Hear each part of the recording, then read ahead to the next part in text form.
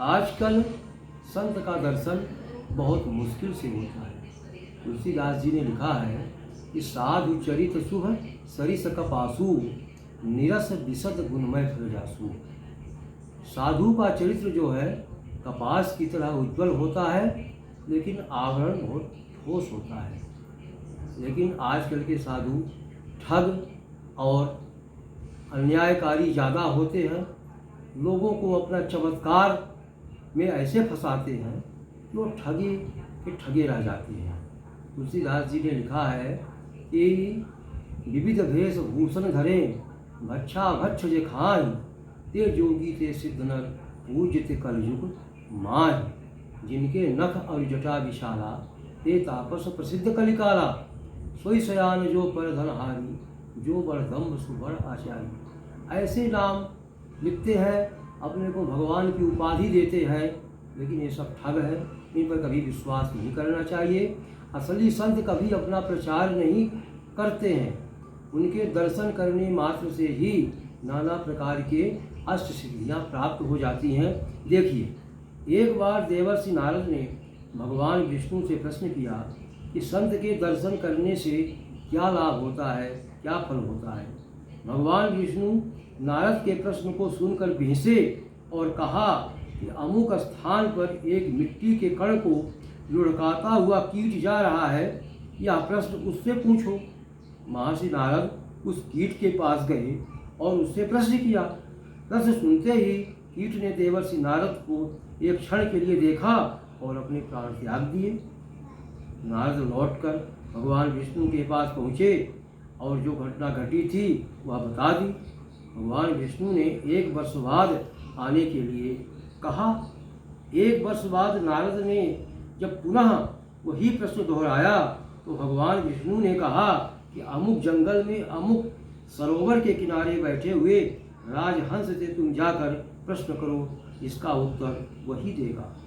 नारद जी तुरंत उस स्थान पर पहुँचे और उस राजहंस को प्रणाम कर यही प्रश्न किया।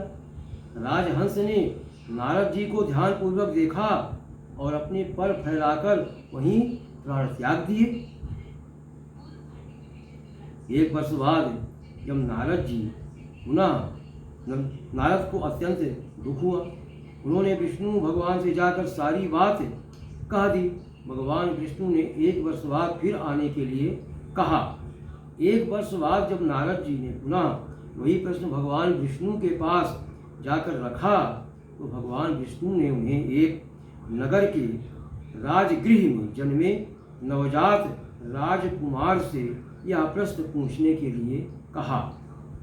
नारद जी देवर्षि थे, तुरंत उस राजगृह में पहुँचे। वहाँ उनका अत्यंत आदर सत्कार हुआ। उन्होंने एकांत में उस शिशु से बात करने की इच्छा व्यक्त की। राजा ने कहा कि देवर्षि, अभी अभी रनिवास में पुत्र पैदा हुए हैं राजकुमार, कैसे आपको वहाँ सब अस्त व्यस्त है, कैसे आपको वहाँ मैं ले जा सकता हूँ। लेकिन देवर्षि के हठ के आगे उनकी न चली। उन्होंने एकांत में उस शिशु से बात करने की इच्छा प्रकट की। लोगों को आश्चर्य हुआ कि वह नवजात शिशु देवर्षि नारद से किस प्रकार बातचीत कर सकेगा। पर नारद जी का हठ देखकर सभी अलग हो गए।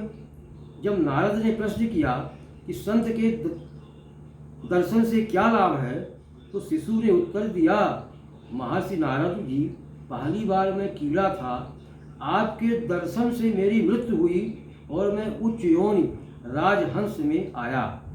दूसरी बार जब आप जैसे संत के दर्शन हुए तब मैं उस योनि से छुटकारा पाकर इस राजगृह में राजा के यहाँ जन्म लिया और आज आपके पुनः दर्शन प्राप्त हुए। अतः सुखपूर्वक राज्य भोगने के बाद मेरी मुक्ति हो सकेगी। संत अपने आप में चलते फिरते देवालय हैं, विचरण करते हुए पवित्र तीर्थ स्थल हैं और आप में मैंने एक अच्छे संत के, एक सच्चे संत के दर्शन किए हैं।